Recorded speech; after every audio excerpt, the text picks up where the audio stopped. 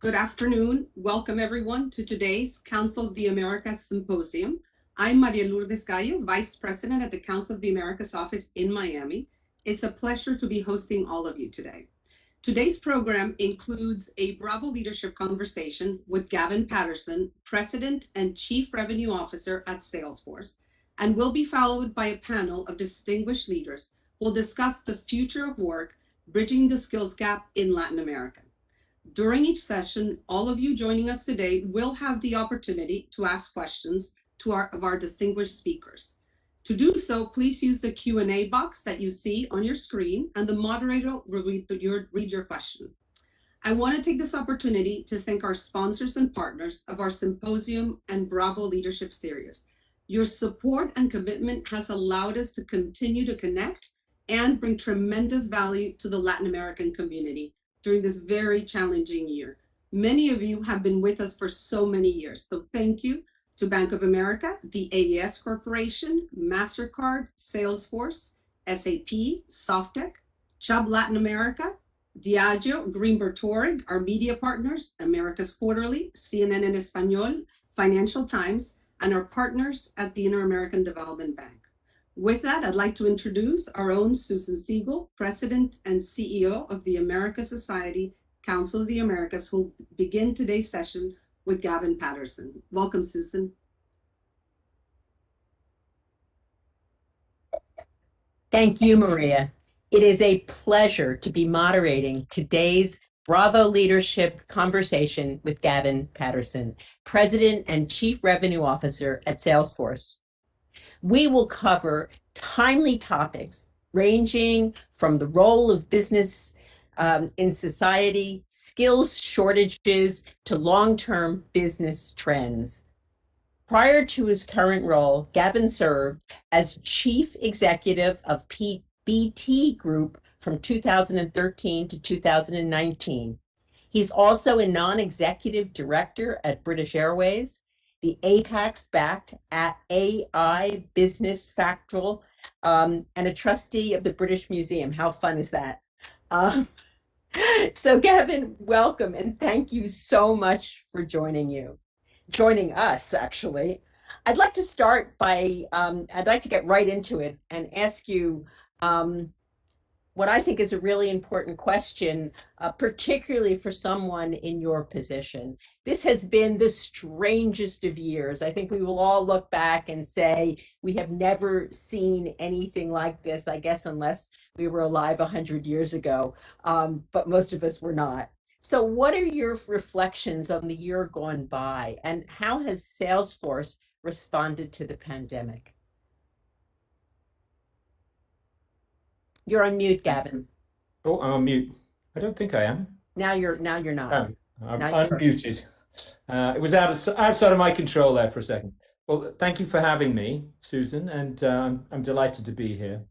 The last 18 months are quite remarkable in so many different ways. If I go back 18 months, even less than that, at the World Economic Forum in Davos in January 2020, nobody was talking about COVID, nobody was talking about a pandemic.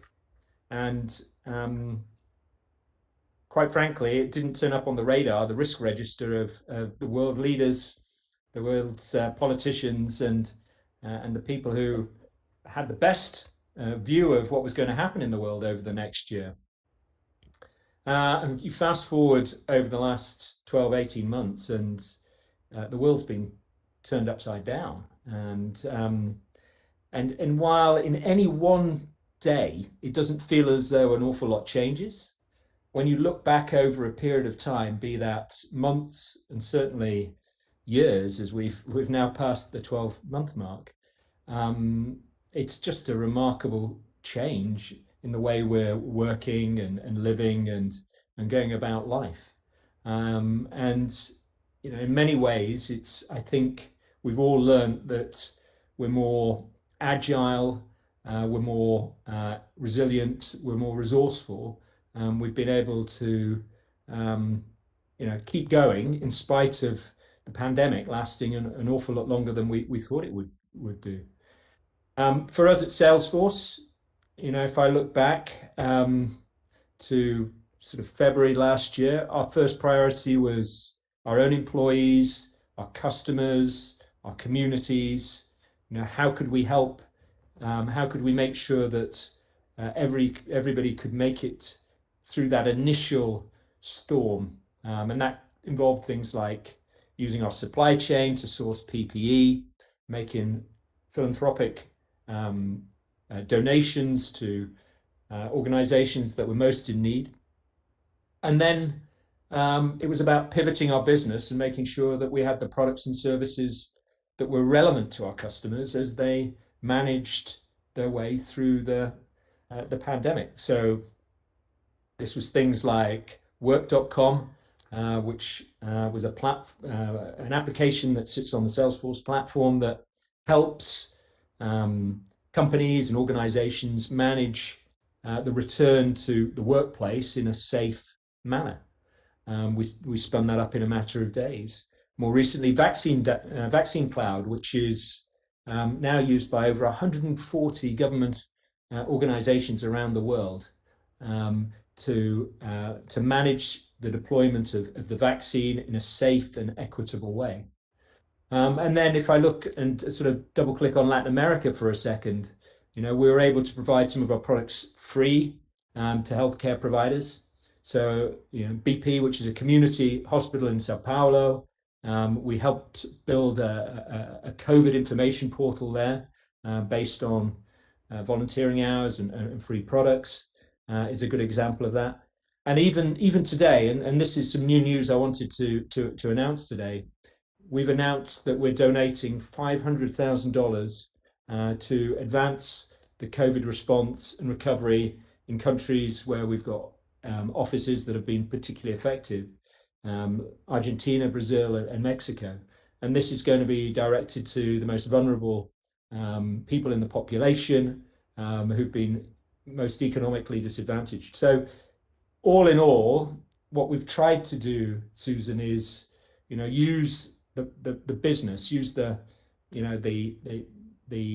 strength of the Salesforce platform to help support all of our stakeholders, and particularly those that are most vulnerable during this period. I can't hear you now. My fault. I guess this is the sign of the times, right? So, the moment, the desperate moment, we hope has passed, at least in many states in the US and obviously in the UK, not in all the markets in which you operate. But you talked about the minute and how you've dealt with your employees and the crisis over the last 18 months or 16 months.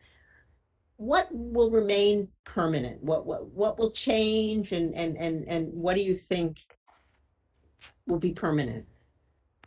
Well, I think the one thing I'm absolutely sure is not going to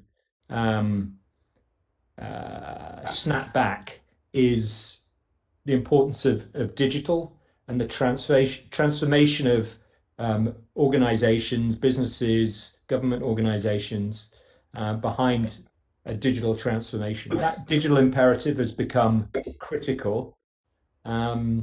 If companies didn't have a digital strategy as they went into the pandemic, quite frankly, they've learned they didn't have a strategy. And what I've seen when I've been talking to C-suite individuals, CEOs, etc., is that this is now a CEO and a board issue, whereas digital previously might have been delegated to a CIO or a CDO and didn't make it all the way up to the board. And decisions that used to take sometimes years to get through organizations are now being made in months and even weeks. So there's an urgency, there's a sense of purpose that is being I'm seeing throughout the customers I talk to, and some remarkable changes going on across the board. I mean, Audi in Brazil is a great example. They're using Salesforce, on a complete 360-degree view of the customer, to migrate from what was traditionally a sort of B2B model to a B2B and B2C model.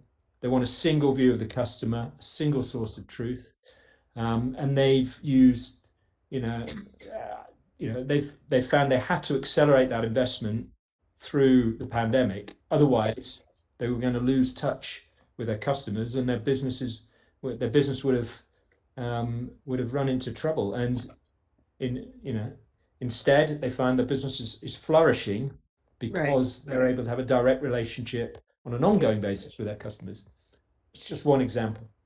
And for you at Salesforce, have you changed the way you do business? Yes, we have.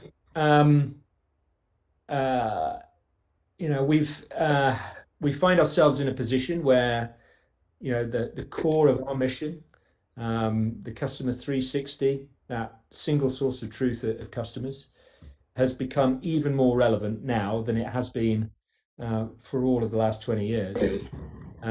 So we're in a privileged position. How have we changed? A couple of examples. I'm sure many people tuning in today know that Salesforce has been built on, quite frankly, personal, face-to-face, selling, big events. Dreamforce is the biggest technology conference in the world that happens once a year. 250,000 people come to San Francisco. It's an extraordinary event. We had to pivot very, very quickly to an all digital sales and marketing experience. And that tested us, but we were able to do that. And guess what? The results were better than face to face. I mean, we're not going to go back to an all in-person selling experience because our customers don't really want that. They want some of that, but they want, the efficiency that comes with video communication, for example. That's exactly one example. Us. We're not going to go back to work 5 days a week in our offices. We know that already. I would expect 80% of our employees to be working, 3 days or less in the office every week. So we're rethinking how to use our real estate, making it much more of a collaboration environment, things are being rebuilt as we speak. So the future is with us already. There's no snapping back into a previous existence. There's no rewinding the clock. The change has happened, and I don't know whether it'll all stick. Who knows? But we're certainly not looking backwards. We're looking forwards. But it will not be the same. We know that. We're not 100% sure what it looks like, which is how we feel about our business as well. That it is. We're not going back to an all in-person program. We're going to be something in the middle. Yeah, I think so. Yeah. And to keep the best talent, you're going to have to create some flexibility, or you won't get the best talent. Well, it's some of the things that we've assumed as norms, Susan, are proven to be not true. As I said, one example is our ability to reach decision makers. Guess what? We reach twice as many decision makers in a virtual and digital environment that we do through an in-person environment. If I look at our engineers, they are 30% more productive. They provide, when they check in their code, you get 30% more for your money in a digital environment.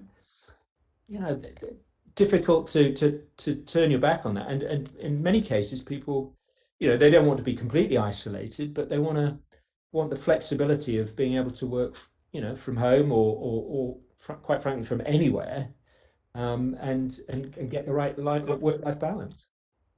Absolutely. I couldn't agree more. And so you see these as longer term trends. How do you think they're going to change tomorrow's business landscape? I mean, so people will be working from home, they'll have less in-person meetings. does that really mean? How will that change the landscape going forward, in your opinion? Um, I think as we come out of the fog, um, the competitive landscape will look different. So, you know, in terms of the companies I'm talking to, there are 20-30% of the companies who are quite frankly, using the pandemic to accelerate investment and see it as the way I'm describing it sounds as though they're taking advantage of a crisis. I don't mean to portray it that way, but they realize that digital is going to be even more important, and seeing it as an opportunity to accelerate investment might be a better way of putting it. They're going to do very well, in my opinion, and have consolidated and strengthened their position. Sadly, I do see companies that are just cutting costs and just trying to conserve cash, which I completely appreciate. In many markets was the only thing you could do. But if you come out of this and you haven't got a digital strategy, as I said, I think it's just inconceivable that you're going to be able to be truly competitive. So rethinking your business model, rethinking your operating model, rethinking your customer experience and your relationship with your customers, rethinking your relationship with your employees. Everything is up for grabs. Everything's going to change, and denying this situation is in front of us, I think, is not a strategy for survival. I couldn't agree more. I completely agree with that. So there are many benefits to working virtually, but I think one of the big challenges that everybody that I hear over and over again is the balance between in-office work and remote work. You never leave your office when you work remotely. How do you deal with this, and how do you tell your employees to cope with this? Well, this is a challenge that I see front and center. So I started this job as the pandemic was just beginning to, really beginning to bite. As I'm sure some people can tell, I'm not American. I'm British. I live just outside of London, and my role is I'm in charge of global sales and distribution for all Salesforce's products and services. The job is meant to be based out of San Francisco, where our head office is, and my colleagues are. So I'm used to being on a different time zone, and indeed my boss spends a lot of time in Hawaii, where he's rebased himself through this period. So working on different time zones as your colleagues is a sort of problem I've had to face personally. In the early days, I found myself working in the mornings, addressing problems in Asia and Europe, and in the afternoons in the US, and I'd find myself working very long days. But over time, I learned that I'm not going to give my best work if I'm working 12 hours, more than 12 hours a day, quite frankly. So I basically block out my diary and make sure that my working time available is not infinite. To be truly productive, I need to work on my health and the relationships in my life, and making sure that I have a balanced lifestyle. And that sometimes means that, for example, on a Monday, I block out the morning because I know I work until midnight at UK time to get the full day in the US. So that's just one example of what I've tried to do. The best thing you can do for your colleagues is you can tell them these things, but unless you're demonstrating them and you're an exemplar, they don't believe it. So I'm trying to do as, don't do what I say, do what I do. That's a great way to think about it. So moving on a little bit, can you tell us a little bit about Salesforce's 111 model of corporate philanthropy? I'd love to. This is something I'm very proud of. I'm very proud to be associated with in the company. So, you know, Salesforce is 22 years old. When Mark Benioff and Parker Harris founded the company, this concept was embedded into the first documents that they wrote in terms of the sort of company they wanted to create. And it's really based on a belief that business is the greatest platform for change. So if you have a great business, you should do more than simply make money. You should benefit all the communities, or the communities, society, the environment, and it shouldn't be a trade-off. And that's just good business. It's a license to operate, if you like, and ignoring the other stakeholders. If you only focus on your shareholders and you ignore your other stakeholders, over time, your ability to build profits is diminished because you're not ensuring that the overall environment that you operate in is being properly served. What is incredible about this business is that ethos is as strong today as it was 22 years ago. It's authentically part of the culture. Everybody, 60,000 people in the company now, are expected to embody that philosophy, and it translates in terms of practical output in many ways, but amongst others is this 111 model that you talk about, Susan. So the commitment is Salesforce gives 1% of its equity every year, 1% of its technology in terms of value, and 1% of its people's time, so it's hours that can be volunteered, to community service. And there are a wide range of things you can use that on, but it includes philanthropic grants, for example. So I'll give you an example. $440 million has been given in philanthropic grants over those 20 years. Wow. Volunteering, 6 million hours has been given. And there are over 50,000 non-profit and higher ed customers using our technology for free or amazing discounts. And I've seen many examples of this. So it's an extraordinary model. Mark, who is a remarkable leader, champions this model in other companies. So he co-founded something called Pledge 1%, which is challenging and inspiring, if you like, companies to join this 111 model. And over 12,000 companies in 130 countries around the world have joined that, including 300 in Latin America, which is, I think, very, very impressive. So it's very, very powerful. I think it's one of the, when people say, well, what's the secret sauce of Salesforce? There are a handful of things, and I mean 5 things or less. This is one of them. And can you choose whatever charity or that you want to work with, or endowment or whatever? Yes. There obviously it needs to be ethical Sure. and legal, but that gives you a very wide choice.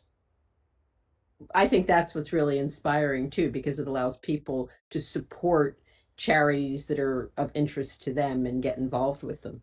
I've got quite a bit of experience of this over my career, and BT had a very similar philosophy, which is where I was CEO. But I learned that lesson along the way, if you restrict the area where people can volunteer or they can donate to, you have a completely negative reaction to the concept. You've got to have a wide aperture and appeal to the best side of individuals, and you get much more out of it. Very interesting. That's great. Congratulations. So people talk about how can business leaders build back better with recovery plans that are sustainable and frankly supportive of society as a whole. And you've just talked about one way, giving more time, giving more effort. There's so many people that have suffered through the pandemic. And how do we build back better? I mean, as you sit there in Salesforce and think about it. Well, this is a great question. As we're beginning to, we're not out of the pandemic yet, but we're beginning to see a way out of it, I think. And that might take months, it might take years, but there is a path forward. I think many people feel this is an incredible opportunity to rebuild in a more equitable way, and that's going to require business and government coming together in a global community. We're very committed to, the sustainable development goals set out by the United Nations, and one of those that's absolutely key is that technology and sustainability go hand in hand, and that's, I think, a very good example of that. So digital systems are essential for sustainable innovation. For everything from telemedicine to zero emission transport.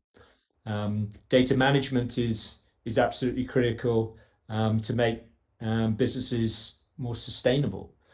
And we're right at the forefront of signing up for science-based targets, for example, committing limiting global temperature rise to 1.5% above the current levels. Businesses have to take the lead on and make a stand on it, and we're prepared to do that. And if we do, we're going to get a more sustainable, low carbon future that is going to provide a better planet for all. And I think this is just one example of that. Sure. I mean, this is so important because you look around Latin America and so many people that had been moved into the middle class or lower middle class have been reduced to poverty. And so many people that got out of poverty have now been reduced again gotten out of severe poverty, have now re-entered severe poverty. It's really frightening, because if we don't come together, I think the social demands and inequalities are really going to drive societies in a way that are not going to be good. You're absolutely spot on with that. I mean, there will be a moment where we feel as though we're out of this, and the risk is that we think it's behind us, but the second order effects, the damage it's done to society, the gap between the haves and the have-nots, will be absolutely more significant, and that's going to be a challenge for everybody. Yeah.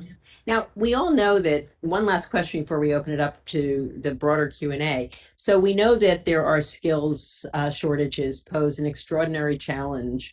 What can we do about this? I mean, look, from the very basic worker all the way through, every company that I talk to can't find workers. And that's causing a slowdown. It's just like an interruption in the people supply chain and the supply chain. You're absolutely right. It's extraordinary. The shortage of people with digital skills is chronic, quite frankly, and it's only getting worse at the moment. So there is an extraordinary reskilling imperative, a training and development priority that needs to be part of every economy, developed and developing world. And I think it's a great opportunity to to address the differences between the so-called haves and the have-nots. Committing to upgrading our technology skills, our digital skills, should be part of the curriculum in every school. It's at its forefront. How do we make sure that digital skills are taught in the same way maths and English, well, in the UK, English, apologies for my Latin American friends, or Spanish maybe, or Portuguese, these are basic skills, and digital skills should be up there with them, because that's where the work is. And I'm not talking about deep software and IT skills. I'm talking about an ability to manipulate data, manage data, think in a computational way, and to me that's a basic that needs to be part of the curriculum. And then we need to make platforms available to people so they can reskill through their lives. So the example I'd give you is Trailhead, which is the Salesforce platform, and this is available free to everybody. You can go online and take the lessons. You can become competent in Trailhead, and I'll give you an example. My wife and I have 4 children, and 2 of them have become competent in it. One who's 18 and one who's 15, and they've gone all the way through the course. And it teaches you how to use Salesforce, how to manipulate data, how to create applications that run on Salesforce. So you can come and work for Salesforce, number one. You can go and create a business based on Salesforce, and there are 5,000 companies out there that do that. You can go and work for a customer that is using Salesforce and become an expert there. And this is to me a fantastic example of the sort of things that companies should be doing. And as I say, on my list of secret sources, this is another one of those 5. The ecosystem around Salesforce, particularly around Trailhead, I think is one of the things that really sets the company apart. That's great. So our first question comes from Fernando Iraola from Bank of America. Fernando, can you unmute your microphone and ask your question, please?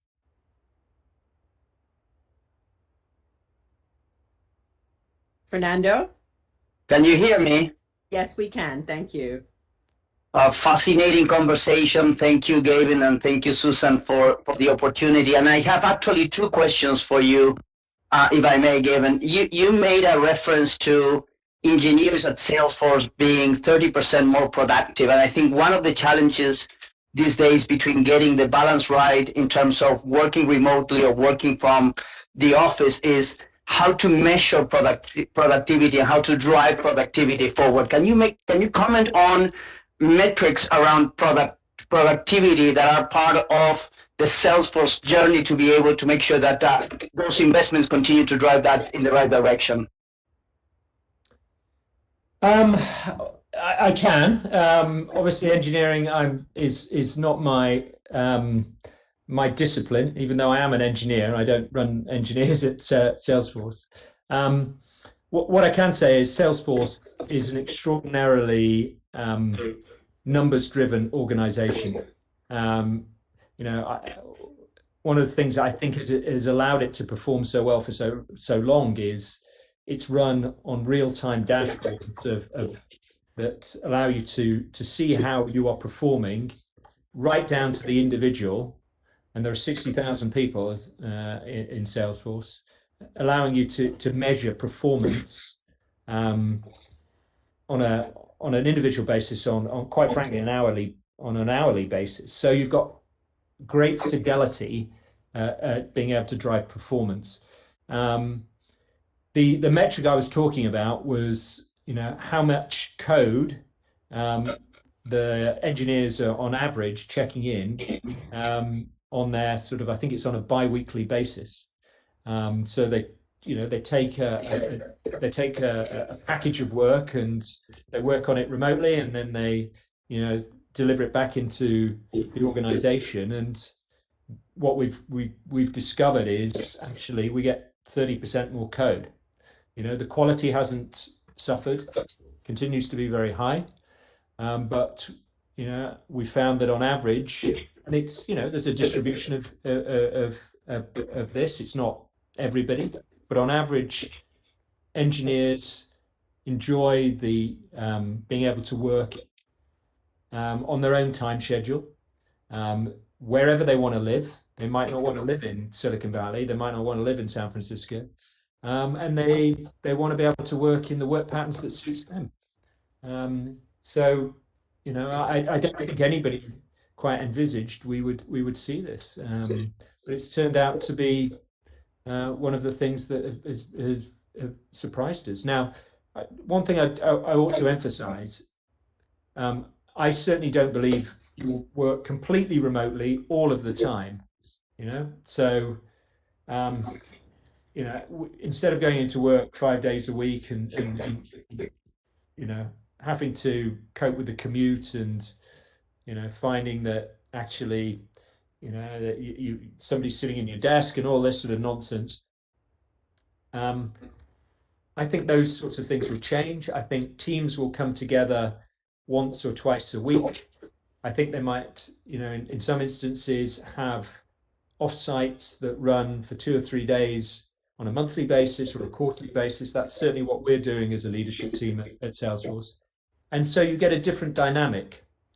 And it's important because there's a lot of, I think, what goes on in any team, be it a business or a government or any sort of organization, that is very hard to convey simply through video, and comes from being face to face and in the presence of people. And it can be little things like just what you learn when you walk to the meeting or you walk from the meeting.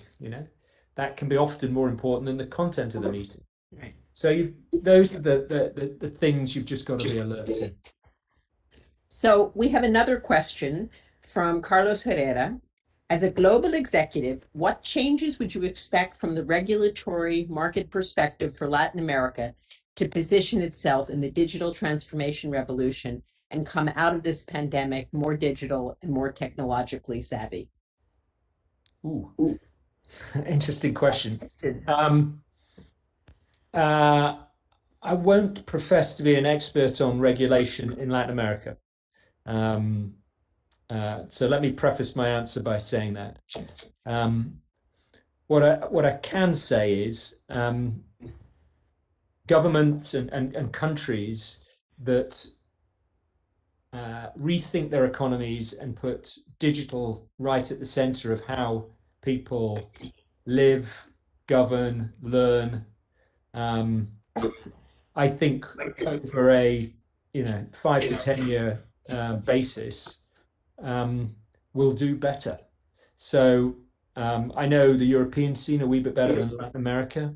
And if I look at countries like Estonia, which you go back 20 years was part of probably maybe 30 years was part of the USSR, if you so part of under communist rule, and then was liberated and ultimately has reinvented itself as an independent digital country where it is all government is done digitally, and it has been where many businesses have been conceived that have been right at the forefront of the internet revolution. So Skype was invented in Estonia as one example. So I think that's what I would say. How you regulate this outside, I'd make a very pathetic attempt if I was to answer that. What I can say is, if you put digital first, you create an environment that makes digital a priority through all aspects of life, I think you're going to be better off. So here we have another question from the audience, which is a really good one from Aline Paula, sorry. How can a senior leader help build a more inclusive environment? What are the inclusive leadership skills you have developed during your career? This is a huge challenge. And I would not profess to claiming that this is something I have succeeded in, and consider myself to have achieved everything I wanted to achieve. What do I know? I know a couple of things. One is you get the best teams and you get the best results when you have a truly diverse set of experiences, thinking styles, approaches, and that you create an environment where people feel safe to express their views, they're able to contribute their best thinking, and they're respectful of each other. Sometimes teams take a little longer to form that way, but over the medium to long term, the results are spectacular and significantly better than teams that have narrow experience sets. All the data shows this. Susan's nodding, she knows this as well. All my own experience has demonstrated this. So I think, number one, having the ambition to get diversity in all its forms, not simply gender or representation from different races or backgrounds, but trying to push the envelope in terms of how people think as well. I think the second thing I would say is I'm biased. I'm conscious of my bias. My bias is something that I'm not embarrassed about, and I have to work on every single day.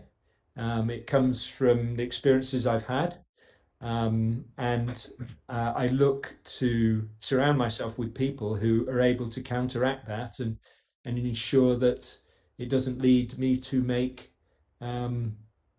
poor decisions. And I think that is the probably the most important thing I can say to you is, if you think you're not biased, then you probably don't know yourself, because bias isn't by nature. It comes from the journey you've had through life. What you can do is just be conscious that is the case, and be open to people who are going to help you address that. And I think that is true for every single person. That's a great insight. And that takes me to my last question, which is, give us, what leadership lesson would you like to share with the audience? It's a question I ask everybody in these conversations. I think I would say, look, every business I've been in, every organization I've been involved with, ultimately, what sets you apart is, and what makes sure that you can succeed over the long term is the values of the company and the culture of the company. Sometimes, you can be distracted as a leader, or you can work for an organization that does not put these high up the list of priorities. Every time I've been in that situation, I've regretted it in some way. So, the most important role that you have as a leader is to focus on culture, focus on values, ensure that they're embodied in everything you do, and that you live by them, and that you manage by them and you lead by them in terms of how you conduct yourself and your business with your customers, your partners, your employees, in fact, all your stakeholders. They don't, talking about them helps, but living them and using them to direct your behavior is more important. And the reason that is critical is everything else in a business, if I can just focus on business for a second, is temporary. Any advantage you have is there for a while. Nothing else is durable. You think you've got competitive advantage, and you do for a period of time because your technology is better, for example, or you've got more customers or better products. But over a period of time, they all, you get surpassed, and the only way you can reinvent yourself is to have an organization where the culture is able to allow you to manage through those changes in context and changes of circumstance. So if you want durability, if you want legacy, if you want your organization to be able to exist over decades and hundreds of years, focus on the culture, focus on the values, because you'll need to reinvent yourself time and time again. And the one thing that is difficult is culture. Well, thank you very much. This has just been a fabulous conversation. I want to thank you, Gavin, for spending this time with us and giving us so many ideas and lessons. I look forward to meeting you in person in the not too distant future. And since you're in London, I think it's your dinner time. So thank you again for joining us. And I look forward to seeing you in person or meeting you in person.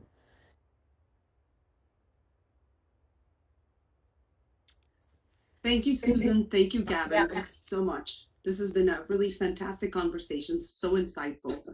And really, one of those that I think I'll be watching again, because so many important messages about, what we really are looking forward to as we hopefully move on from this pandemic.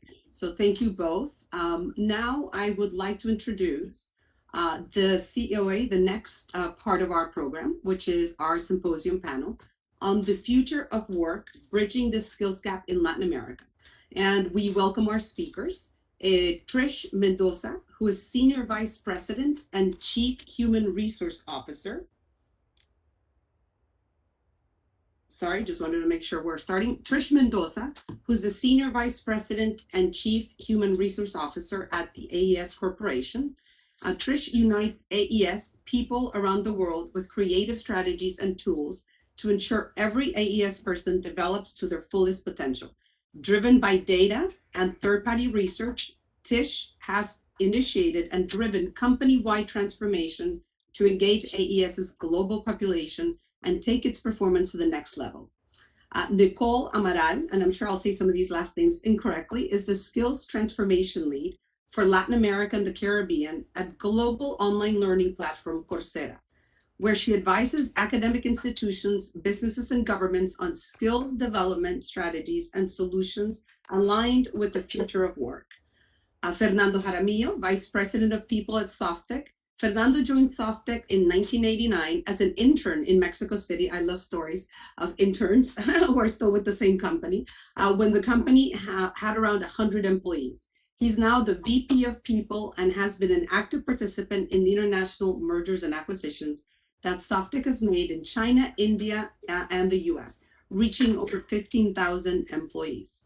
Welcome, Fernando. Tricia Maria Sa Pacheco de Oliveira is partner at Trench, Rossi, and Watanabe. I'm sure I'm not saying that right.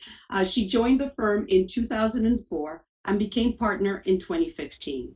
She integrates the labor practice group with focus on employment litigation, both judicial and administrative. And finally, Eduardo Marchiori, he's the CEO at Mercer Brazil. He will be our moderator today. Thank you so much, Eduardo. Prior to being CEO since 2017, he led pensions, investment, human capital, and health businesses. He was responsible for consumer and EH&B businesses in Marsh, Brazil. as well as held executive positions in Itaú, Unibanco, and Unibanco AIG. So this is an amazing panel. Thank you so much for joining us this afternoon. Welcome, and Eduardo, the floor is yours. So thank you so much. Okay, hope you are all hearing me well.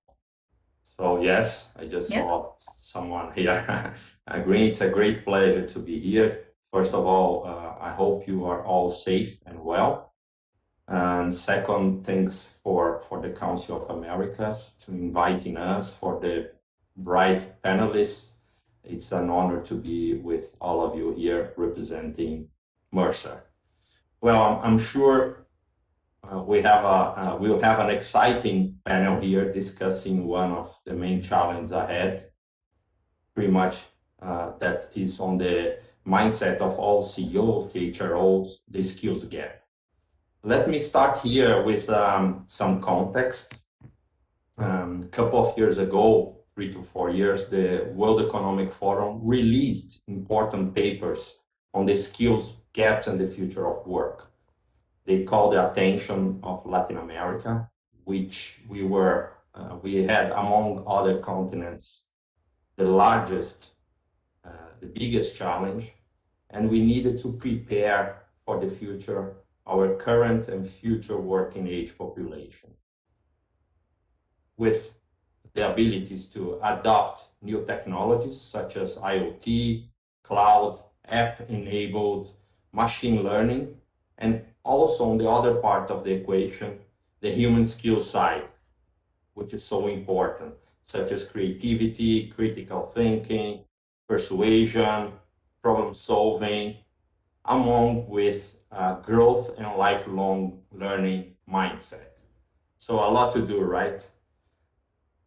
Given this, let me start our panel asking our panelists here to give their perspective on an initial question here.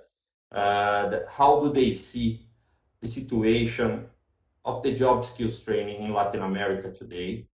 And what is the role expected from the companies and organization in this equation? So let me invite here first, Tish, do you want to get started? Sure. Yeah. No, I'm so happy to be here, and thanks for the invitation. And this is a topic sort of near and dear to my heart, and one that we spend a lot of time within our organization talking about. And so I think first we have to address sort of the elephant in the room, which is the pandemic, and sort of the impacts of the pandemic on an already sort of organizational challenge and issue.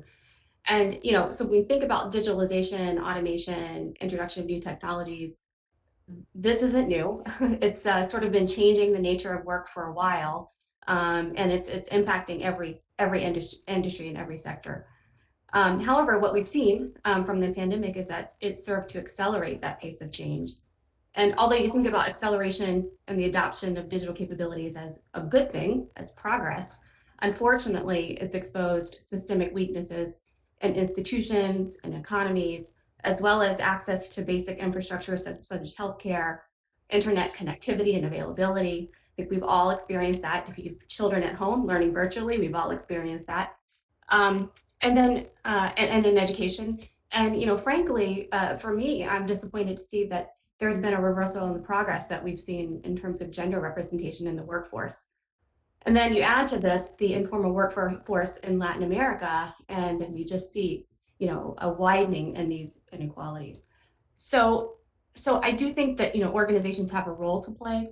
And, I've been encouraging our organization to think about digital not as digital or human capability, it's digital and human capability. And it's those two things that come together that really create sort of the magic of what we'd like to see. And so I think you mentioned it, Eduardo, all the skills that everyone's sort of looking at and looking to develop: artificial intelligence, machine learning, cybersecurity, cloud, all of that should be augmented by humans in ways that only things that humans can bring to bear, which is innovation, creativity, learning, problem solving, things of that nature.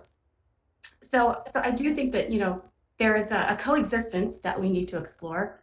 And that organizations have a role to play in terms of helping with growth and recovery, identifying that future of work. And, when we think about the organizational best practice, right, it would be aligning your workforce planning, your strategic workforce planning to your strategy, your company strategy, always taking sort of that forward-looking view of the skills and capabilities that you need to develop, and then really taking a proactive approach to that reskilling and to the retraining. And it goes beyond, my view is that it goes beyond your current workforce. It goes and extends into your communities, and also helping prepare, the younger generation, giving access to individuals that otherwise might not have access through vocational training and learning. And so I do believe that there's a role that organizations can play, and to the extent we play the right role, we can accelerate the gaps that already existed, which are now wider, unfortunately. Great points. Human and technology, right? And thinking on all stakeholders. Do you want to comment on this also, Tricia? Yes, sure. Thank you all. It's a pleasure to be here. I'm honored to share the screen with all of you. And as Tish was saying, we have the pandemic actually reinforced all these gaps and pushed us a little bit back, especially when we talk in a region where almost 50% of the working people that provide services under informal conditions, and in which is a place where the economy depends more on raw materials, where micro enterprises and small scales enterprises prevail, where we have human resources with lower educational levels. We were crawling through towards an implementation of policies for productive development and innovation that would really create opportunity for low skilled workforce, which is our reality, at least here in Brazil. The environment here is not inclusive enough to support any drastic change, and the current structure that it's now worse than it was because of the pandemic.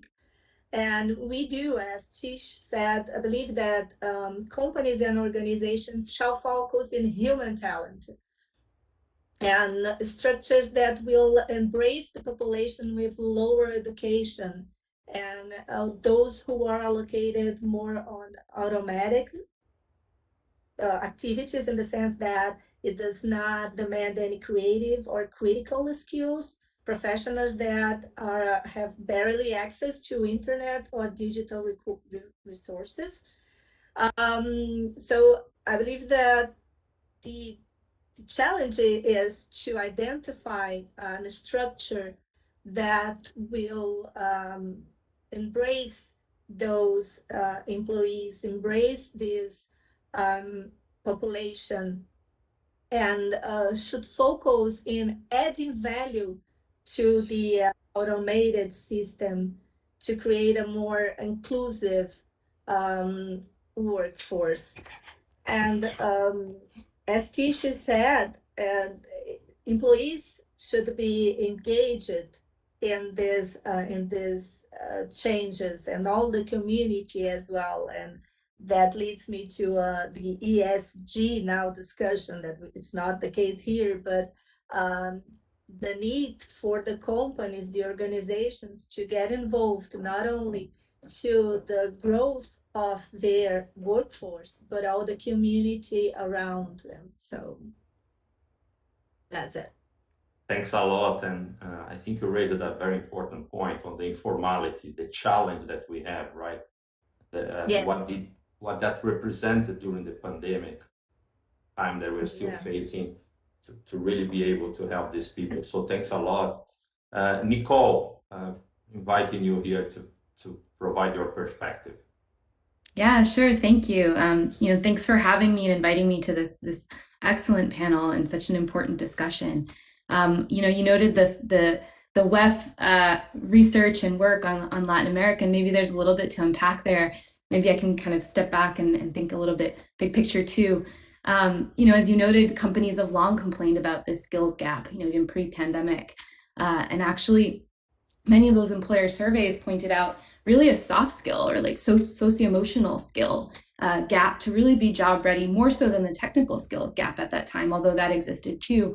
But now, as my other panelists or fellow panelists have noted, that's really shifted. And in addition to that human skills and soft skills gap, we're adding this new urgency around accelerated digitalization, driving this demand for new skills to adopt these technologies that you mentioned, cloud computing, data science, but even things like e-commerce, really, that are reshaping business models across the region.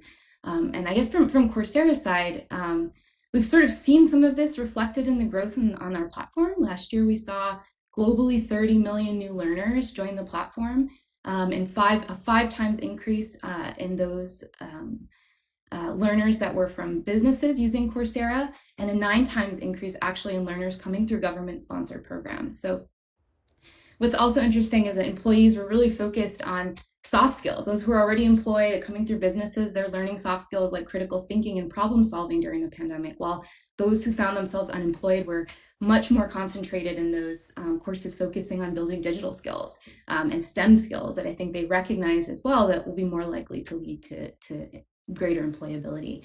But I also kind of wanted to point out that all of this was the skills gap actually is coexisting alongside, ironically, a 50% increase in the last 20 years in the number of people attaining higher education in Latin America. So while you have this more highly educated workforce, the quality and relevance of education is still sort of lagging there, or uneven. So of course, there's critical improvements needed in the formal education system, but I think we also need a skills development strategy and training options that are recognize that new skills are and will be needed by those who are already working in the workforce, or who are now looking for work as well. This is your workforce for the next X number of years, right? And here I think companies have an incredibly important role to play in all of this. As first as they're stakeholders in a larger skills development ecosystem, they're players, and they can and should engage proactively with local business councils that help advise governments and education and training providers on those skills and jobs most in demand, as some of my fellow panelists mentioned. But I think also there's sort of a new push, and they can and should commit to a skills-first talent approach themselves. So this means investing in employee training, both for business resilience, as a retention strategy, so that lifelong learning happens in the workplace. But also skills-first training is thinking about who needs to learn what to do their job and to drive the business. And the focus should be on developing, specific skills needed for these new roles that are emerging, and those roles that are actually transforming as a result of greater digitalization. And I think from our side on a global level, we are seeing, many industry leaders step up and author their own role-based training programs. Some of those are like the professional certificates we have on our platform from IBM, Microsoft, or Google, but also just individual companies really stepping up to make this training, skills-first training, more available and accessible. So I think there's some steps in the right direction amid all of the challenges that exist out there. Thanks a lot. Fernando, inviting you here to Hey, thank you very much, Eduardo. I'm really honored to be in the presence of these powerful women. I'm honored to share this panel with them. I think that this and we're going to talk about more about that. This is what it should be happening everywhere. So I'm very proud to be here. Just adding up to what has been said before, Eduardo, I think the pandemic brought a lot of challenges, but a lot of opportunities. I believe that what has been said before about the acceleration of the transformation, the digital transformation, it has already happening, but now it gets to another pace or another level because companies needed to adapt to reach their clients and all industries. So that was very important to acknowledge, and then to enable all the organizations put together means to train or retrain their workforce on, of course, on-demand skills. We have here Nicole that has a great platform in order to get those hard skills or technological skills. But those others that are as relevant and important as what we call it soft skills, right? Leadership, building, team building, and others are very relevant, recognition, etc. So those are the things that we need to keep a balance on bringing those opportunities to the workforce. And speaking on the pandemic, I think a great opportunity is that the organizations in general, were kind of forced to let go their fear of losing control of their workforce by having them, remotely. I mean, they needed to go through that process, and now they realize that they can do it. They need to find a way to adapt fast and create productive and compliant environments, and of course trust their employees to do their part. So in that process, evidently the skills required to fast adapt to this new environment, from the technological part to the soft skills, are very important. We at Softec, we took very seriously that and created an initiative that we call Workforce of the Future, which addressed that precisely. I mean, how can we ensure to our clients that our services could be delivered just as it was when we all were in the offices, right? And that goes with productivity, with compliance, in a collaborative way, being remote, and adhering and keeping our values and our culture while we do that. So all those things can be implemented by sharing those values and sharing that knowledge through training and acquiring those skills. So I believe that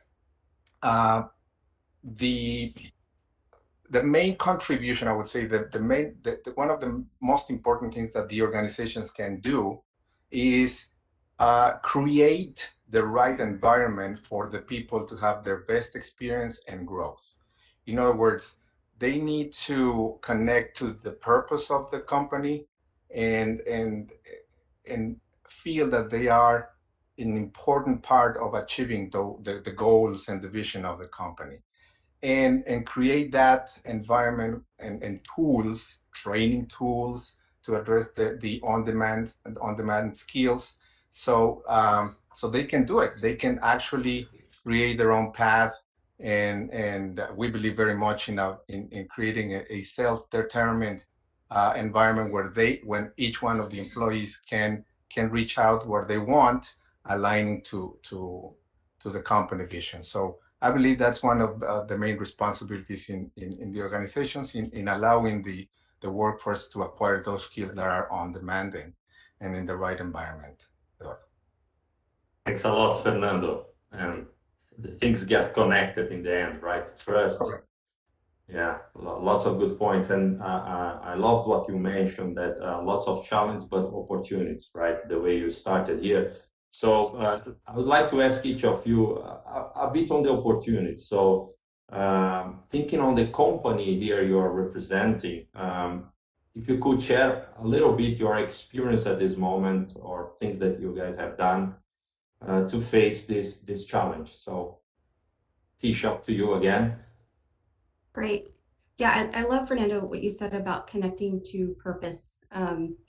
And there are some opportunities, I think, that is coming out of the pandemic. And I'll tell you that as an organization, we feel more connected today than ever, which is a great segue into what I wanted to talk about, sort of like, what are we doing from an organizational perspective outside of the company, and what are we doing inside the company? And just to give you some context, Latin America represents about more than 50% of our business overall. And so we're very, very engaged in our communities. But what I want to share with you is sort of our purpose. And we have a mission to improve lives by accelerating the future of energy together. And the word together is intentional. And so you can think about together as that connection to purpose. but also think about it relative to inclusion, broadly speaking, and then how we work with our partners and our customers and on behalf of all of our stakeholders to create sustainable development. And so when we look at sort of what do we do externally, we really have, we feel we're in an incredible position. We have deep cultural knowledge, deep experiences in the markets in which we operate. And that really has placed us in a really great and unique position to create impact by investing in our people and our communities. We can custom and tailor programs focused on economic development and workforce development, as well as quality education, diversity, and inclusion. And there's some programming that I can share that kind of sort of speaks to that. But even with this deep commitment to purpose and our deep local connections, we have some of the same challenges internally that other companies do in other sectors, and related to the pace of change, which is accelerated by digitalization. And we're one of those companies that we do connect strategy and workforce planning. We look ahead. My team will always tell you that I'm living in 3 to 5 years ahead. And it's really because I'm thinking about what are the capabilities that we need today and tomorrow. What are the things that I need to focus on to bring the organization along? What sort of training do we need to provide? What sort of experiences do we need to provide? So our model internally is to really help close capability gaps, be it technical or soft or professional, through learning, through experience, as well as through learning through others. And then, we have formal learning, and that formal learning can take the shape of on-the-job training, technical training, or leadership learning. In the past few years, we've been really focused on closing gaps relative to digital, like most people, as well as commercial and customer, because the customer, the face of the customer is changing, and leadership and inclusion. And so what we're finding is that, or at least I feel, I'm probably biased, we're working on all the right things, but we need to go faster. We need to accelerate the impact that we're making. We need to do more, and we need to do it faster. And so, and then you combine that with, what else can we do externally within our communities? So what we're looking to do now is maybe take some non-traditional approaches. And Nicole, I think you were talking about this a little bit earlier. We call it, multiple pathways or pathway projects in the organization. And it's really looking at how do we provide opportunity where we can credential experience and skills and not education to provide mobility and promotion in the organization. How do we provide pathways for all segments in the organization, be it population of the organization that's ready to retire? Well, guess what? There's a lot of institutional knowledge there, and you can be mentors for some of the folks that are coming up. So there's a pathway there.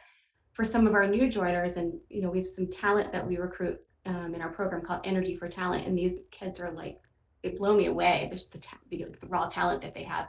How do we help them, navigate and create a pathway in the organization? And so we're really thinking now about all of the different pathways, also including, working mothers, right? We want to make sure that we're really targeting all of the workforce segments, and really thinking through how do we help them navigate the organization in ways that is not based on traditional hierarchy or traditional job taxonomy. And then we also have looked at, potentially thinking about our levels, so the segments in our organizations, so entry level, mid-level, senior leader. What do we need to do to create differentiated work strategies for them as well? And so I wish I had the magic answer. I don't think I do. We are taking sort of an approach. We know the capabilities we need, the gaps we need to close. What we're learning now is that we need to take both traditional and non-traditional approaches to do that inside the organization as well as outside of the organization. Thank you very much. Great journey. Tricia. Well, as an attorney, I'm always looking in a more I wouldn't say pessimist way, but I see a lot of challenges because we are in a region, and especially talking about Brazil and the reality of work, what we see, what on a daily basis we deal with our clients, is that we are in a region that historically shows low indicators of innovation, and where we do not have strong strategies for productive transformation and innovation. We have a population with low level of education, which contributes to a lack of skilled workers in all levels, meaning both on technical side as well on a social and level. And in addition is a region where non-scientific professions prevails, with a few incentives to technical fields, to innovation, to prepare professionals to be able to teach and willing to learn new capabilities. So I believe that the challenges are countless, and the biggest one is to overcome the educational gap that we have, and especially we here in Brazil have a huge gap of education of our workforce, basic education. We have lower rates of enrollment in primary and secondary education. And when you're talking about training and educate employees, we should not forget that they did not have even access to the initial education. And so companies there are already working on bridging this gap. It's focusing in developing strategies that that adapt the gap that they have on primary and secondary education to what is needed from the new skills, what is needed from this new position, what is needed for this new strategy of the company. For that, the company has to be aware and conscious of what is actually the intention and the strategy that the company will adopt from now on in terms of what is needed for the future of work for these new workers. What are the positions that they will be able to hold, considering that they didn't even have initial education? So what we are seeing what our clients do in terms of training is more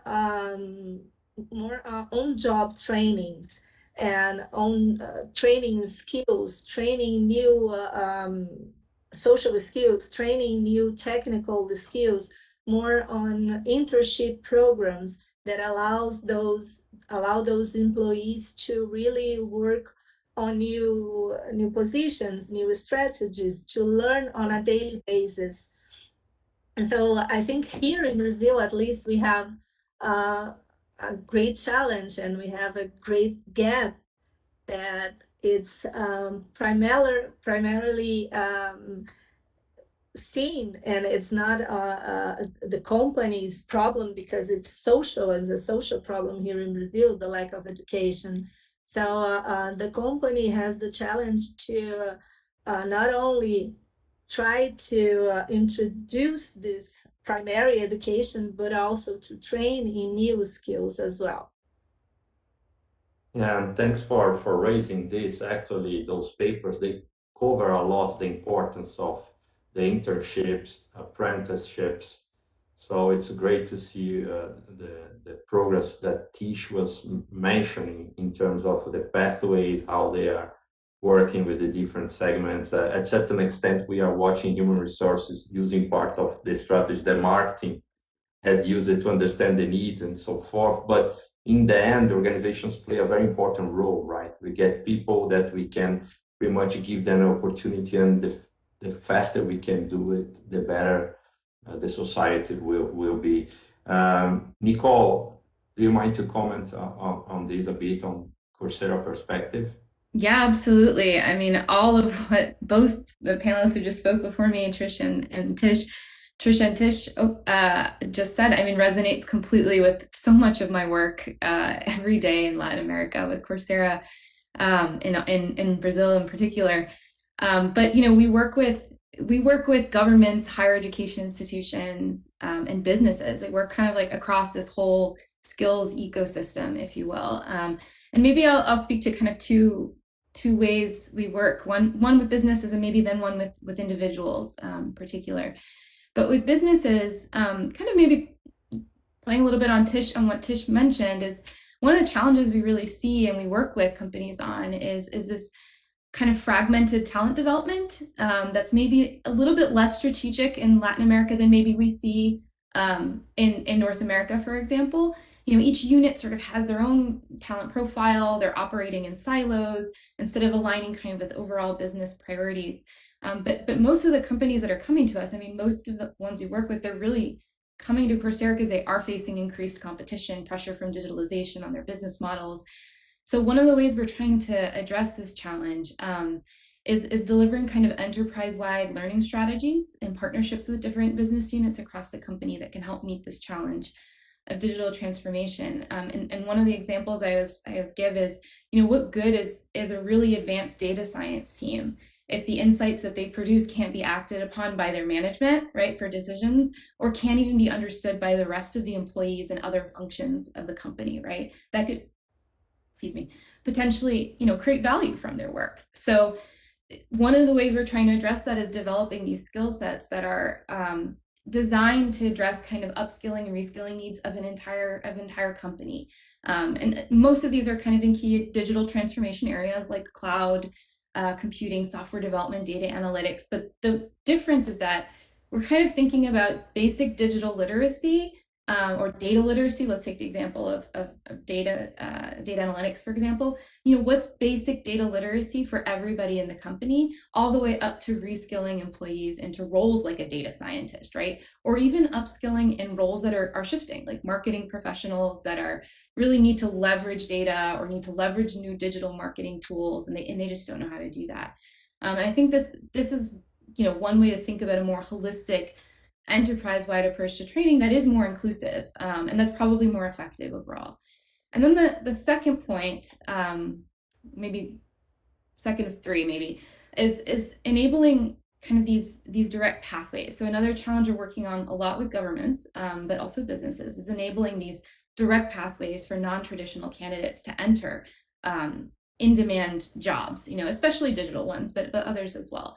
And these are your out-of-school youth, out of work, the ninis as they call them, out of school and out of work youth, or women who left the labor force in droves, right? Who they really need to reskill to re-enter the workforce. And in fact, in Coursera, we saw like this enormous increase in Latin America, but across the globe, in women signing up for STEM courses on Coursera, which is, unfortunately, probably a result of a greater impact of women on looking to improve their skill set because they've fallen out of the labor market. But it is also, a positive sign that they're engaging in these areas that will potentially help improve their skill set. But here again is where I think this kind of skills first approach to both hiring and training can help. So, we've been working with different industry leaders to identify roles that are growing in demand globally. We know it's different, there are important differences in each market, in each local labor market.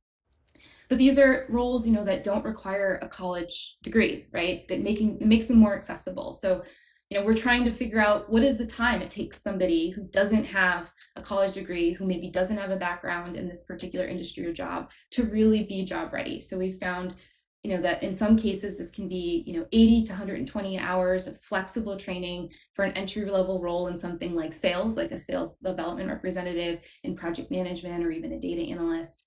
But for somebody who maybe has a little bit more prior experience or transferable skills, it can be as little as 30 to 70 hours of training. So we've been building these pathways kind of along the lines of what my other panelists have been mentioning, to give people opportunities to really transition into these in-demand roles that have more of a future.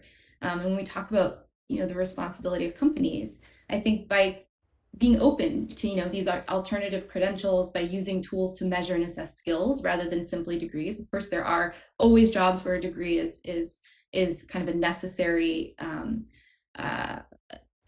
credential, But you know, there are many others where it's not, and I think you can diversify hiring pipelines in Latin America and improve, you know, internal mobility within companies by taking this approach. Maybe my final point, if I'm not going over my time here, is I think, you know, as others have mentioned, this isn't just a story of large and medium businesses, right? This is supporting the micro and small businesses and the informal economy workers, which are still around, I think around 60% of employment in the region is in the informal economy. And it's concentrated in micro and small enterprises that have much less access to training opportunities. So it's, you know, it's an ongoing challenge to reach this segment, this enormous segment of the workforce.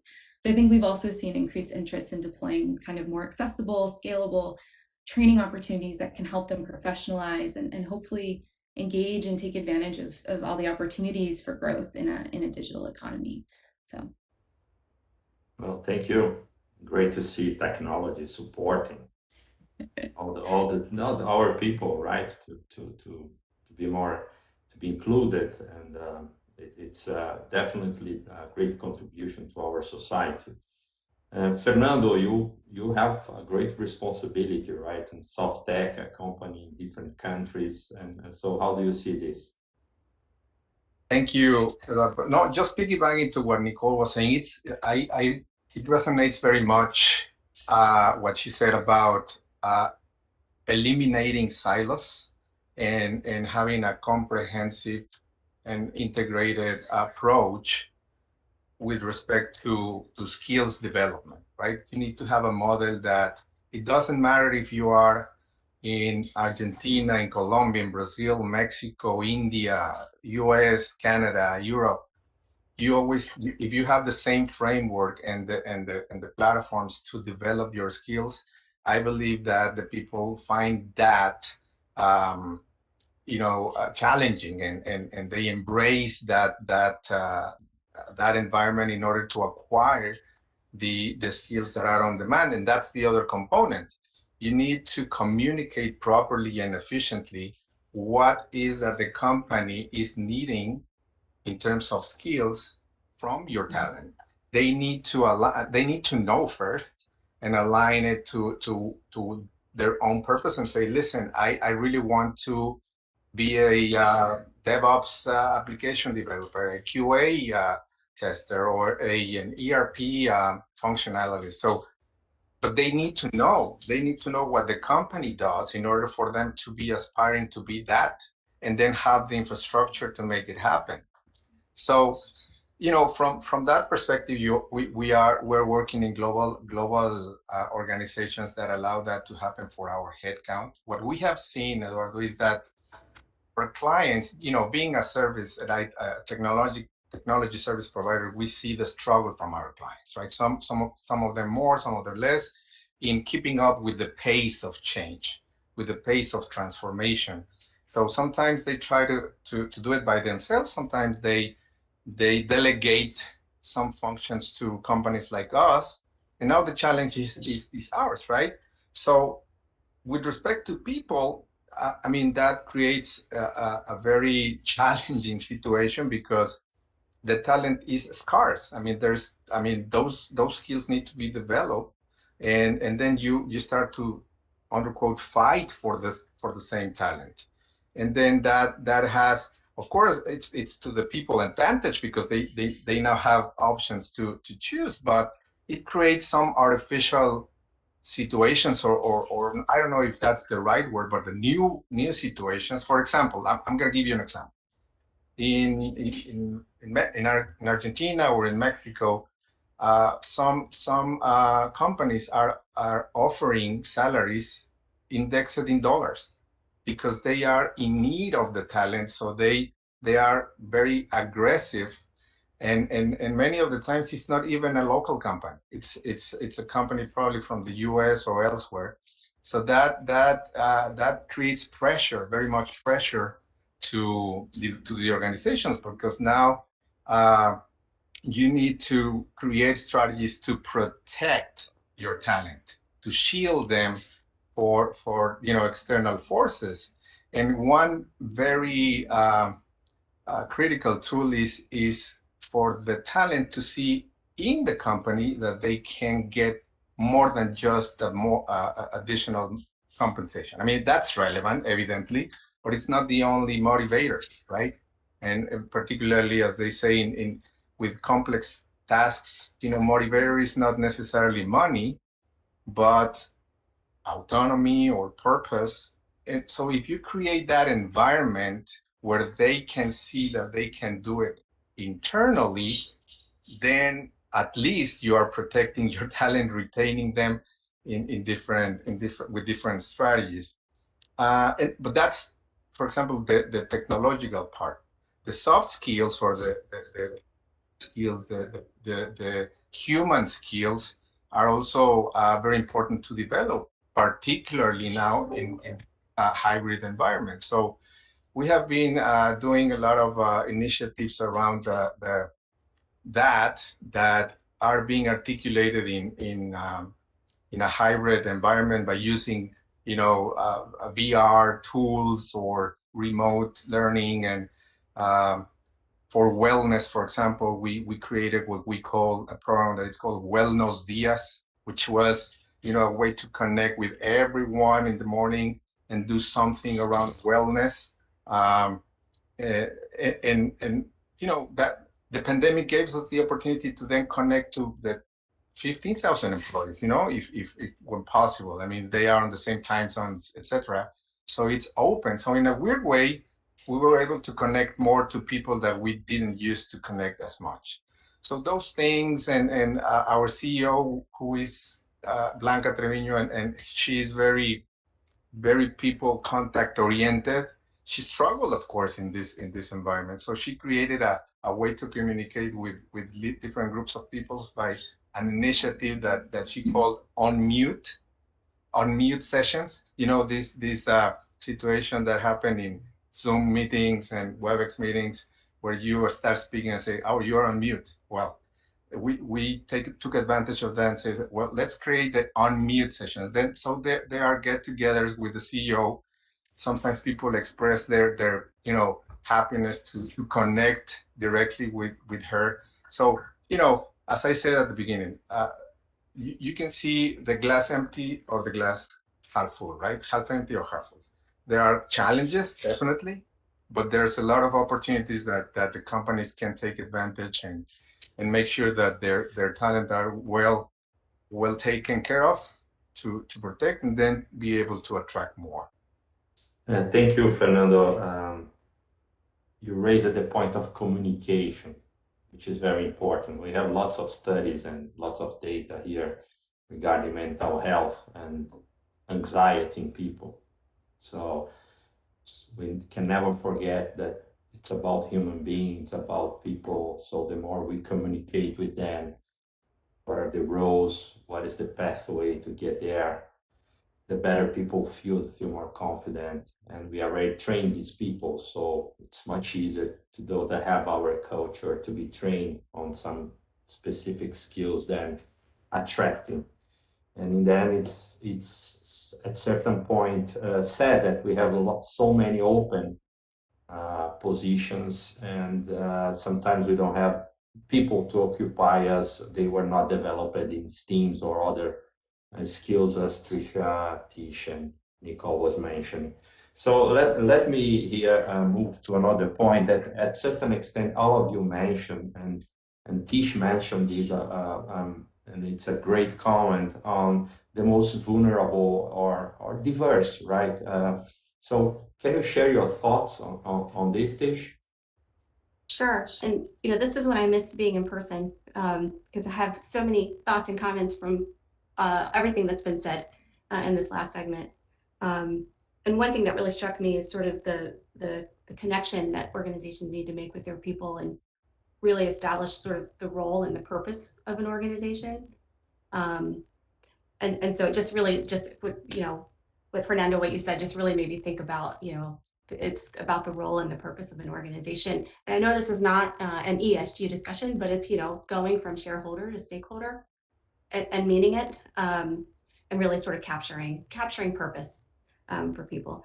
But yes, so let me talk to you a little bit about sort of what we think about in terms of vulnerable population And we're in the power or the energy sector, and unfortunately, the core workforce continues to lag in representation across all diversity dimensions.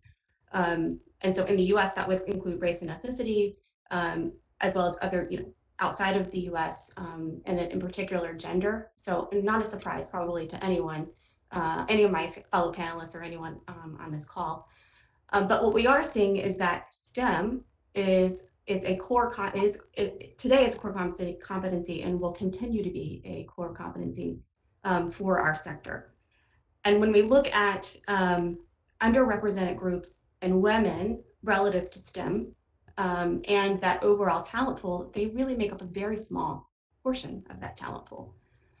And somebody mentioned earlier, I don't remember who it was, about changing sort of the mindset of where work gets done or how work gets done. I think we've shattered those barriers, right? Like I think we should just, that is just, I was like, look, I have access to talent from all over the world now. Like this is a great thing for me. Now, when I said that, on the flip side, it's a bad thing because people are thinking the same thing, right? But those are sort of the types of mindsets that I think that we need to overcome. And if we don't, they do leave out underrepresented groups. They leave out the vulnerable in terms of inclusion and opportunity. And so, I think, some of the things that, organizations need to do is be mindful of that. Again, I know this is not an ESG discussion, but in the spirit of ESG, transparency is important. Metrics are important. We always say you manage what you measure. And if you really connect back to your purpose, the purpose of your organization, and your mission, it should be a very easy thing to do. But some of the things, so let me share with you, and if I don't share this, my team will be very angry with me because they're very proud of their work. But they wanted me to share, and I want to share with everyone some of the work that we're doing to try and address some of the vulnerable and some of the underrepresented groups. So we kicked off a 3-year partnership with Discovery Education with their STEM Careers Coalition. And you may be familiar with this, but this really targets early education.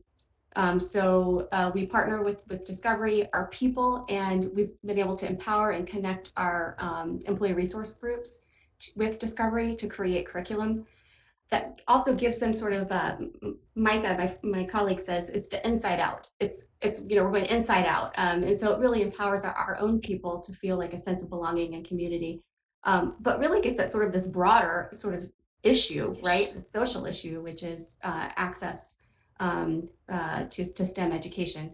And so we're very specifically focused on early education, elementary education, and underrepresented groups within our communities where we operate. Right now, this is in the US, but we hope to expand globally, in particular in Latin America in the future. And then in El Salvador, we have a program that we developed in 2016. I love this program. It's a training program targeted at women to train to become electricians.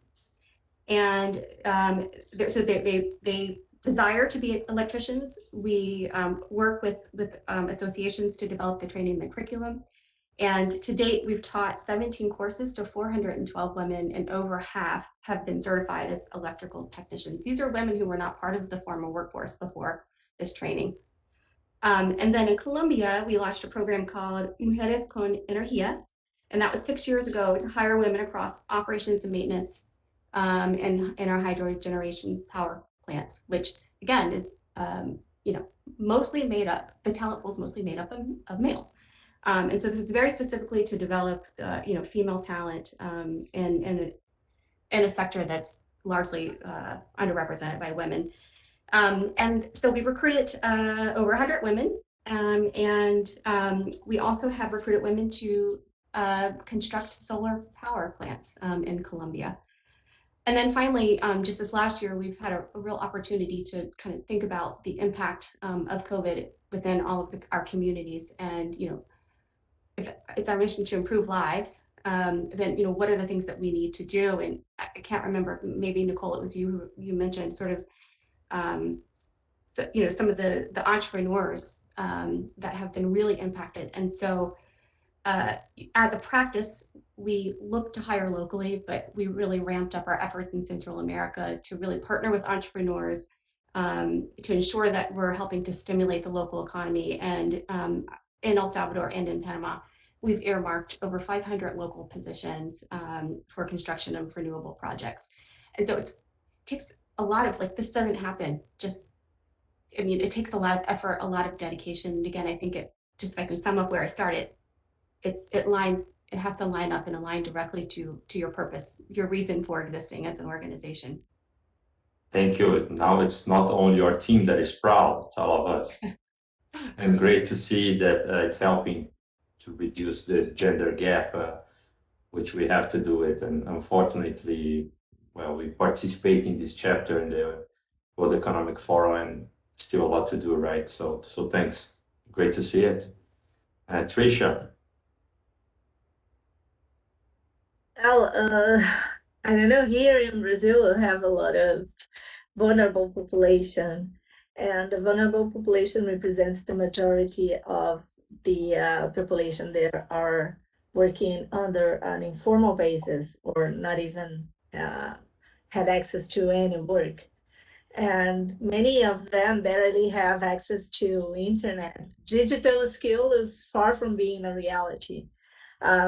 They face several barriers, such as social stigma, geographic restrictions, mental, emotional, and physical health barriers, financial problems that varies from obtaining professional attire to find transportation to even go to a job interview. They have misaligned qualifications and education. And so they have fewer opportunities to even have the necessary skills to apply to a regular job, and even more to be included in a modern workforce in a digital world. And as education continues to be the main issue here, I believe that this is key to them to be included in the market and to develop new skills.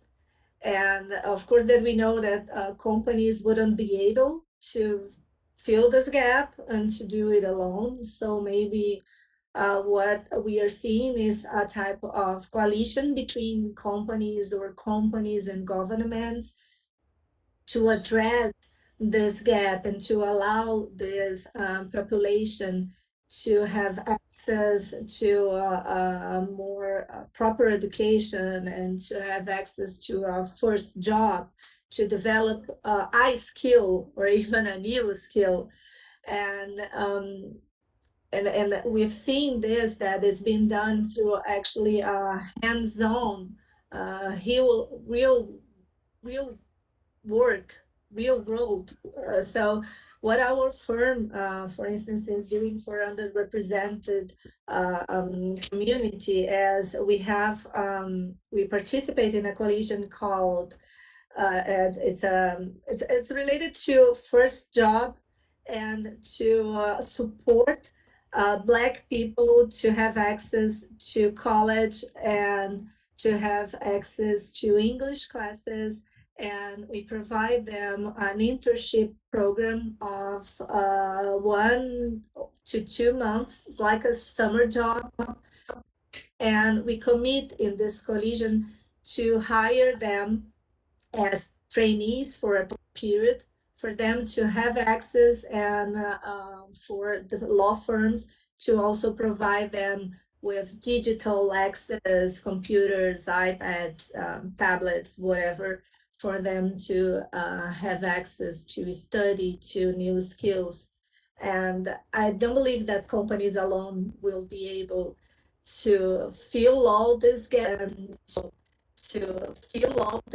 provide proper education, but through a coalition, I think it is possible to bring all those, or at least part of this vulnerable population, to the employment market, to a modern work environment as well. Thank you very much. Nicole, do you mind to provide your points here? Yeah, I would echo so much of what Trisha just said. You know, I think talking about our mission, you know, our mission at Coursera is transforming lives through learning. It's here written on my laptop. I'm staring at it right now every day.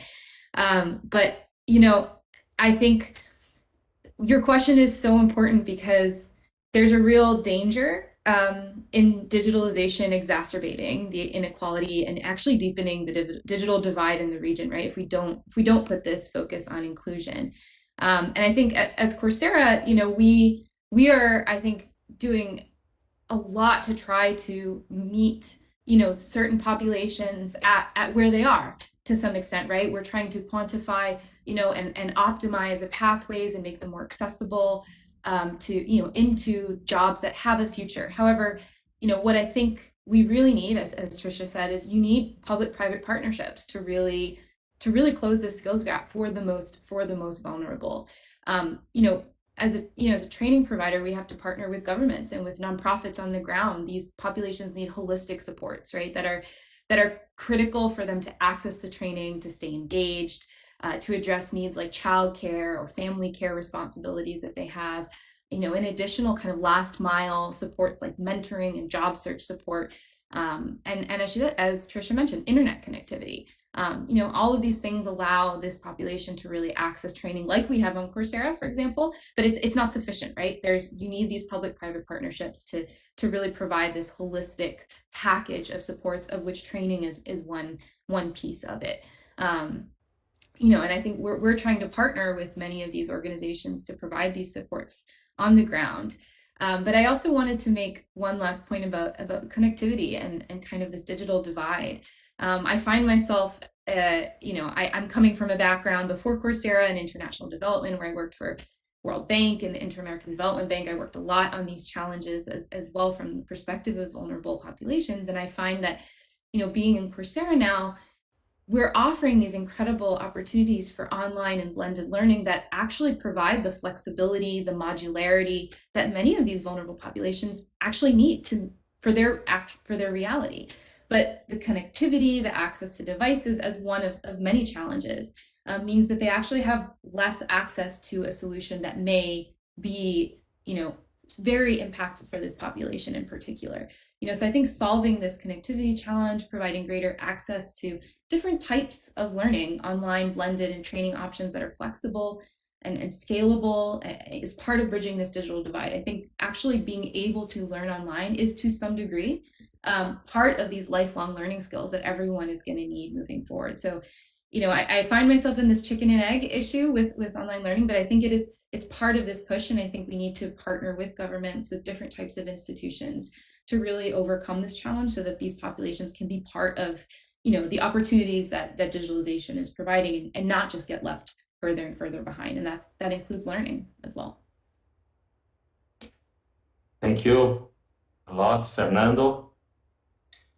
All right, Eduardo, let me do it short and sweet because of the time. I guess you're struggling with the time.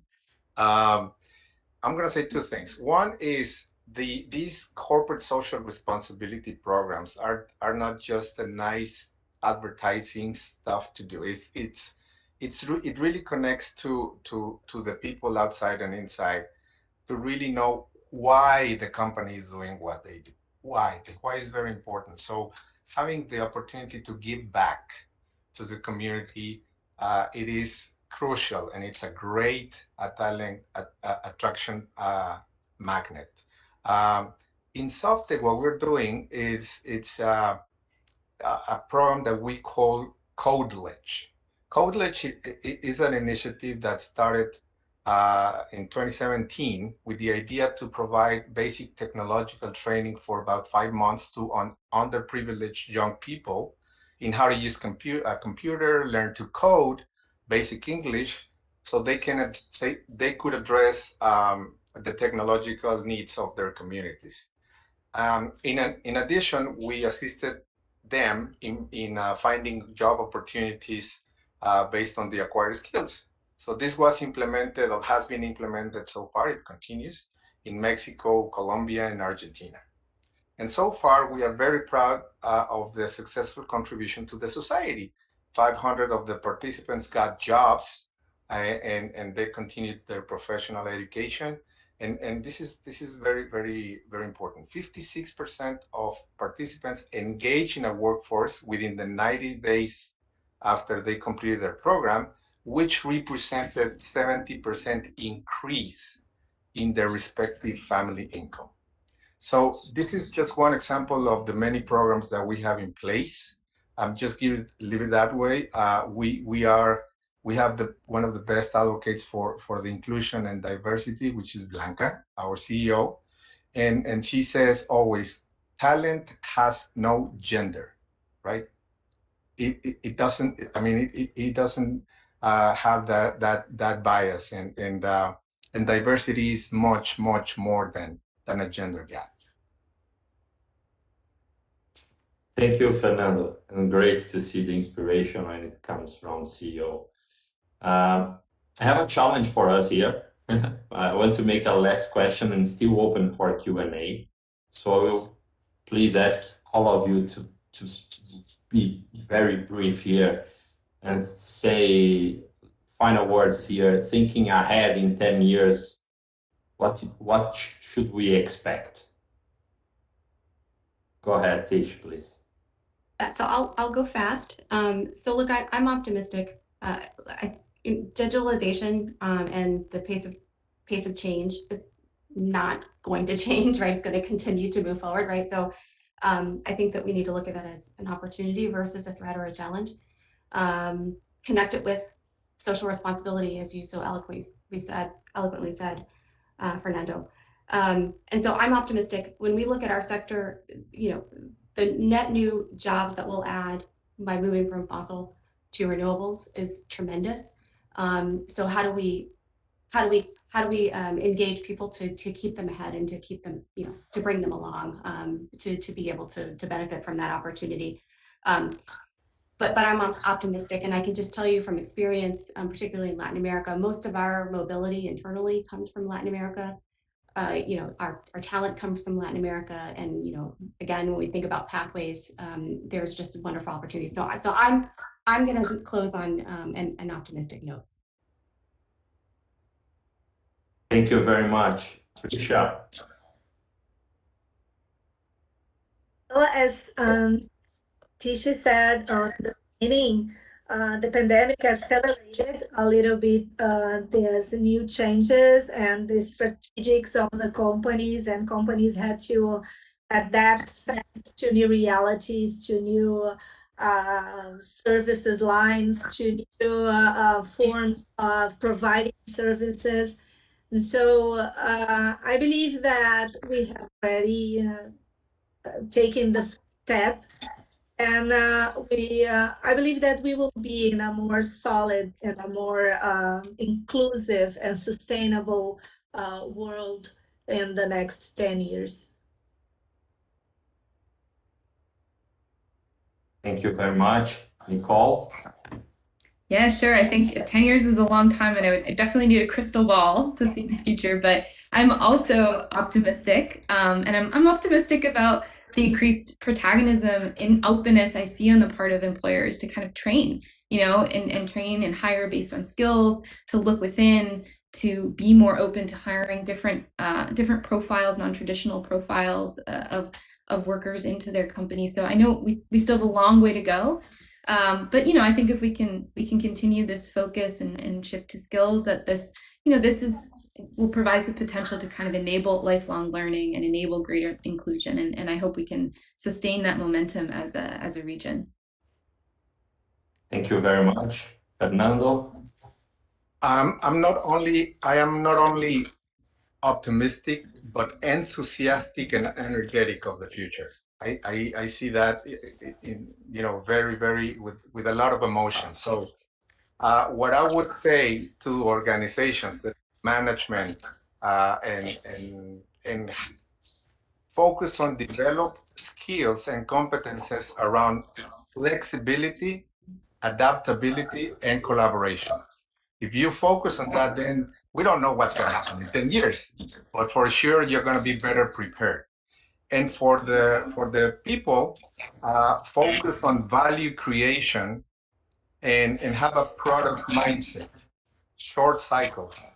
Learn that. It is going to be very, very key for you to engage in a productive activity with that. And hey, there's going to be an access to an extended workforce, so you're going to have opportunities anywhere. So prepare yourselves. That's great, and love to see everyone optimistic. So we have a couple of questions here. I want to ask at least to give audience at least 2 opportunities here. So let me start with Sally NG from NBC Universal. Sally, do you want to make your question? Yeah, sure. Thank you. And hello to everyone. Very interesting panel and such an important topic. As all of you, NBC Universal also has a strong interest in keeping top talent in an era where employees want flexibility and want to be a part of fast growth. This is going to be a flash question for all the panelists. What are the top 2 tools you consider to have in your back pocket to retain top talent?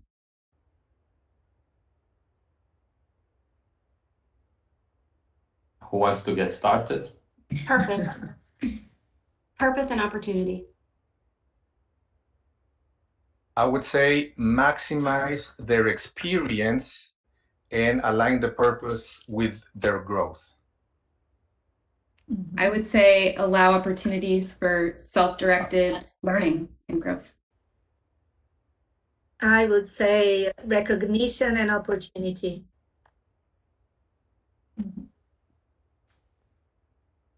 Thank you. We have also, and thanks a lot for the question, Sally. We have here also Laura Escobar from Harvard. Hi, thank you. And thanks to all the panelists for all your comments so far. So at Harvard Business School, I'm focused in executive education. So I'm focused on upskilling senior executives throughout the Americas. What skills and knowledge do they need, and what investments and maybe partnerships should they make in order to run organizations that are prepared for the future? Thanks. I can give you my perspective. It's really not sort of technical skills at that point, right? When they're executives, so for us, we're thinking about foresight, learning, adaptability, inclusion, which you can unpack all of those things. And Nicole, I'm sure you're thinking about unpacking all of those things relative to training. But it's really about sort of developing that capability for, agility, which is foresight, adaptability, those sort of things, as well as inclusion. That's how we develop and sort of form our view around executive education. I'll follow up by, go ahead, Tricia, do you want to go first? No, go first. I was just gonna follow up with that and saying I would agree it's not really necessarily the technical skills per se, but it is an awareness of how those are transforming their businesses. And so I think there's a certain level of basic literacy in emerging technologies that are really critical, right? They need to be able to make decisions, and they need to understand the fundamentals of how, whether it's cloud or data science or, there's many different technologies kind of reshaping business. I think a basic set of literacy and understanding of how those work and why they matter, and how their teams, how they can lead teams that do have the technical skills, right, to kind of use those technologies and really create value from those technical skills is part of what executives do need to take into account. Yeah, I would say that it's adding value, human value to the technical skills. Yeah. A world that we are changing so much, and where the ESG that we were talking earlier, it's not the case here, but it's a reality now, and company's responsibility and the human side of the company and the responsibility with the community and the employees, the skills that leaders should have are more related to how to address technology in a human way, the social skills, developing social skills, it will be more important in this new world. I would say, Laura, that all of my co-panelists are describing can be wrapped into a safe business agility framework or principles and methodologies. So if you focus your executives in adopting that framework and then cascade them into the next levels, I think that will be critical. I would invest in that. Thanks, Laura, for your question. And let me finish here saying thanks a lot for the brilliant panelists here. It was a great pleasure to be with Tricia, Tish, Nicole, and Fernando. I strongly appreciate it. I'm sure we could spend another hour here talking about this subject, which we are passionate. And pass the word here to Maria, saying thanks for the Council of America for this opportunity on behalf of Mercer.